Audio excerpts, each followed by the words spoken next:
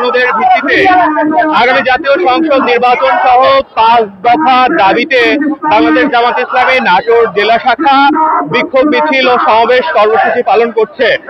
নাটোর মাদ্রাসা মোড় থেকে বের হওয়া জামাত ইসলামের বিক্ষোভ মিছিলটি এখন শহর প্রদক্ষিণ করছে। এখানে কিন্তু জেলার শীর্ষ নেতৃবৃন্দরা আছেন।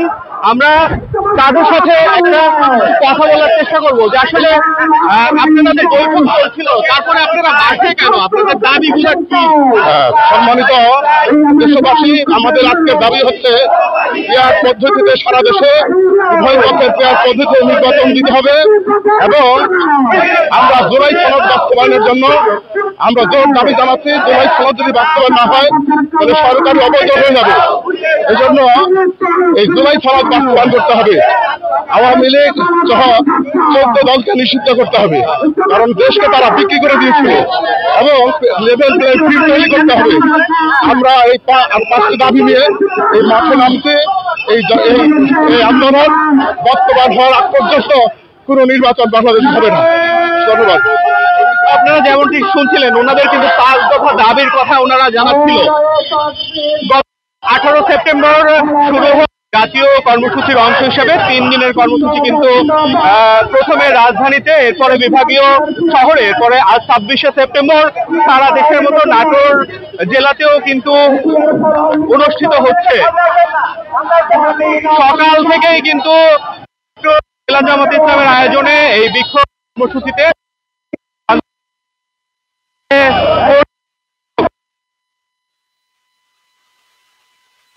আপনারা যেমনটি মিছিলে দেখতে পাচ্ছেন যে কিন্তু এক প্রকার ঢল নেমেছে এবং তাদের যে দাবিগুলো ছিল জাতীয় জুলাই সনদের জাতীয় সংসদ নির্বাচন, পিআর পদ্ধতি চালু করা, উভয় পক্ষে অবাধ, সুষ্ঠু ও শান্তিপূর্ণ নির্বাচনের জন্য লেভেল প্লেইং ফিল্ড বা সবার জন্য সমান অধিকার নিশ্চিত করা।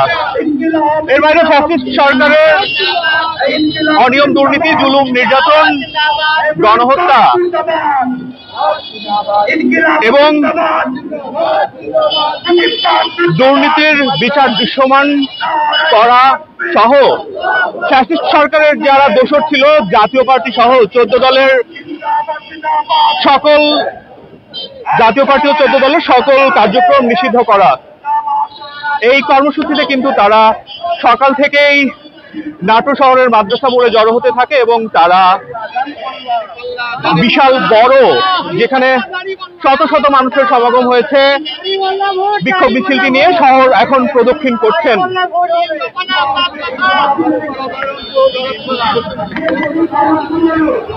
আমরা সকাল থেকে দেখছিলাম যে নাটোরের বিভিন্ন এলাকা থেকে কিন্তু হচ্ছে জামাত ইসলামের নেতৃবৃন্দ, কর্মী সমর্থকরা এসে জড়ো হচ্ছিলেন এবং তাদের এই মিছিলটি কিন্তু শহর প্রদক্ষিণ করে এখন আবার মাদ্রাসা মোড়ের দিকে যাচ্ছে। তারা যেমনটি দাবি জানাচ্ছিলেন, আপনি শুনছিলেন যে জামাতের যারা জেলার শীর্ষ নেতৃবৃন্দ তাদের কথা।